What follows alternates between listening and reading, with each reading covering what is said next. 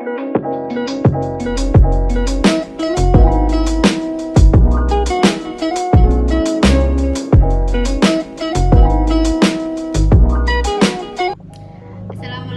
warahmatullahi wabarakatuh. Halo, perkenalkan nama saya Musayaro. Saya mahasiswa baru Universitas Pulau Madura, Fakultas Ekonomi dan Bisnis, Program Studi Manajemen. Sebelum memiliki gedung yang tetap seperti yang terjadi pada saat ini, terdorong oleh rasa bangga terhadap warisan nenek moyang kita yang menggambarkan pembuktian manusia, alam, dan kebudayaan, baik secara sinkronis maupun secara diakronis. Demikian juga pencerminan kontemporer maupun pencerminan historis daripada manusia, alam, lingkungan, dan kebudayaannya.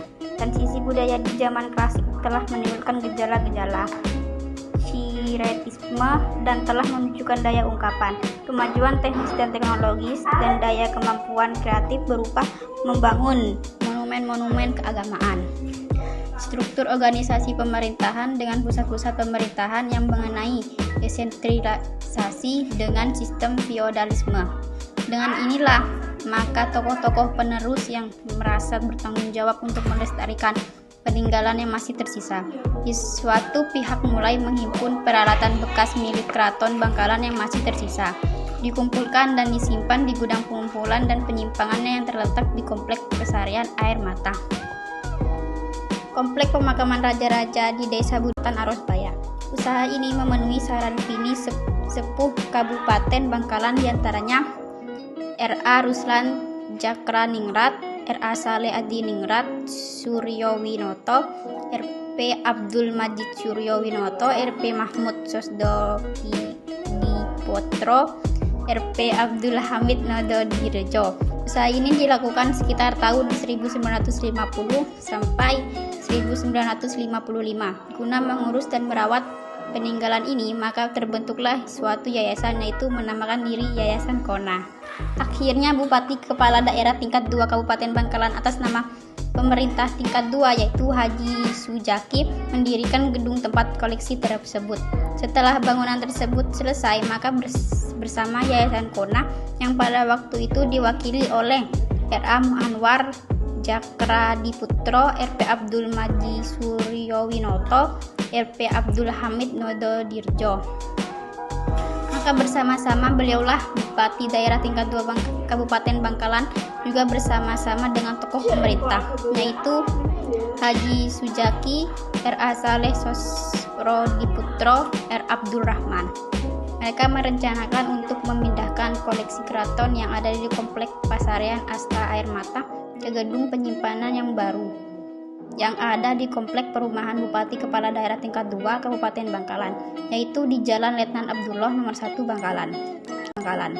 Kemudian pada tanggal 24 Juli 1975, benda koleksi yang ada di air mata tersebut dipindah ke gedung yang baru disaksikan oleh Gusti Pembajon Permaisuri R.A. Ruslan di Cakraningrat.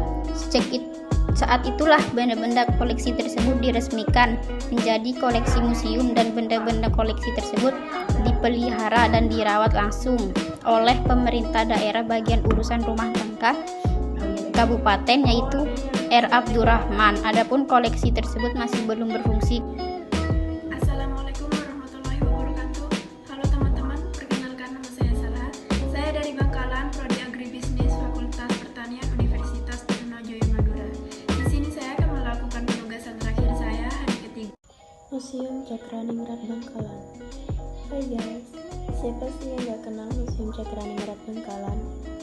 Saat itu baru pertama kalinya Pulau Madura mengunjungi Museum Cakraningrat yang terletak di deretan kantor pemerintah Kabupaten Bangkalan, tepatnya di Jalan Soekarno-Hatta. Keperluan datang ke museum tersebut untuk mencari tahu tentang keberadaan benteng Erskine di dekat kantor polisi Satlantas. Sakera datang ke tempat tersebut atas rekomendasi dari Bapak Hidrosin Sabarudin yang dulu pernah menjadi salah satu bagian dari museum tersebut. Pak Didik menjelaskan tentang asal-usul daerah atau desa di Bangkalan yang namanya berasal dari berbagai kejadian di tempat itu.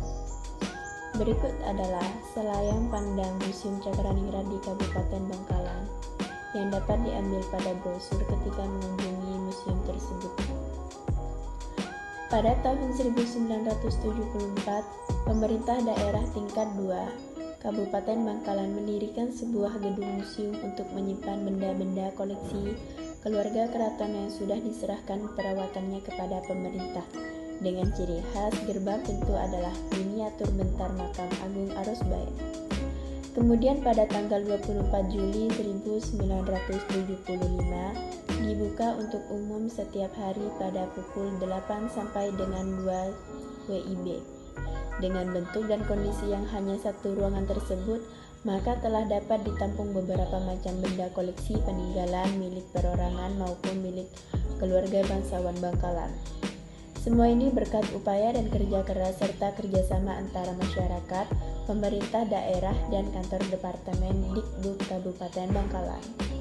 Mengingat perkembangan ilmu pengetahuan berikutnya, tugas dan fungsi museum secara umum digambarkan, mengumpulkan dan mencatat, meneliti dan menerawat, serta memamerkan benda-benda bernilai sejarah, budaya, dan ilmiah. Museum tidak hanya bersifat memperkenalkan benda-benda bernilai sejarah saja, akan tetapi juga merupakan human relationship sebagai sarana komunikasi dari generasi ke generasi. Demikianlah ada dan keberadaannya Museum Daerah Kabupaten Bangkalan yang bernama Museum Cakraningrat.